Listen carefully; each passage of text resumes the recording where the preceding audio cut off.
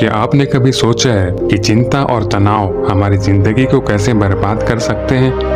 आज हम एक ऐसी कहानी सुनाने जा रहे हैं जो आपकी सोच बदल देगी और आपको बताएगी कि कैसे चिंता से बाहर निकला जा सकता है। बहुत समय पहले की बात है, एक बहुत ही प्रसिद्ध हिंदू संत रहते थे जिनकी शिक्षा दूर दूर तक मशहूर थी। लोग दूर दूर से उनके पास आते थे अपनी समस्याओं का समाधान पाने के लिए। उनका व्यक्तित्व ऐसा था कि जो भी उनसे मिलता उसे शांति और संतुष्टि का अनुभव होता। एक दिन एक पिता और उनका बेटा संत के पास आए। पिता की आंखों में गहरी चिंता थी और बेटे के चेहरे तनाव से झुका हुआ था।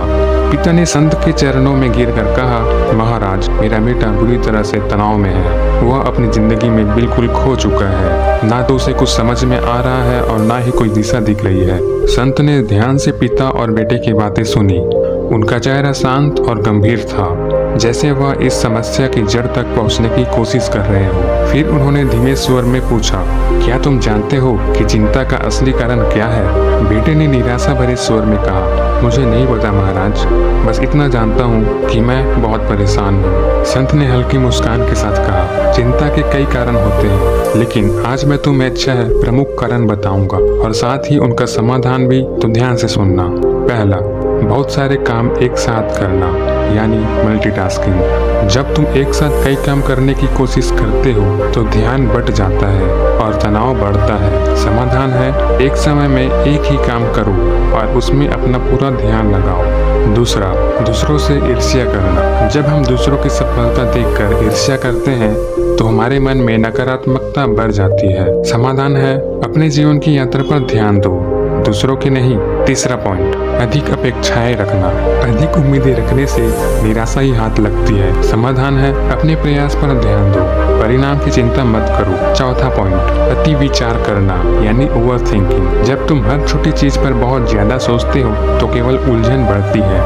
समाधान है, जो हो गया उसे स्वीकार करो और आगे बढ़ो। पांचवा पॉइंट, अनक्लियर गोल होना। जब जीवन का उद्देश्य स्पष्ट ना हो तो रास्ता भी धुंधला लगने लगता है। समाधान है, अपने लक्ष्य को स्पष्ट करो और उसी दिशा में आगे बढ़ो। छठवां पॉइंट, भविष्य की चिंता। भविष्य की चिंता करने से वर्तमान का सुख चला जाता है। समाधान है, वर्तमान में जियो, क्योंकि यही तुम्हारे हाथ में है। संत की बातों को सुनकर बेटा बहुत प्रभावित हुआ। तभी संत ने कहा, लेकिन एक बात और है, इन सभी कारणों से भी ज्यादा महत्वपूर्ण है कि तुम स्वयं को समझो। यदि तुम खुद को नहीं समझोगे तो ये सारे समाधान भी अधूरे रहेंगे। अपनी आत्मा की आवाज सुनो और वही करो जो तुम्हें सही लगता है। पिता और बेटा संत की बातें सुनकर बहुत हल्का महसूस करने लगे। उन्होंने संत के चरणों में प्रणाम किया और वहां से निकल गए। उनके दिल में संतोष और दिमाग में स्पष्टता थी। चिंता जीवन का हिस्सा हो सकता है, लेकिन यह जीवन नहीं है। इसे अपने ऊपर हावी मत होने दो। समाधान हमेशा हमारे भीतर ही होते हैं, बस उन्हें पहचानने की जरूरत होती है।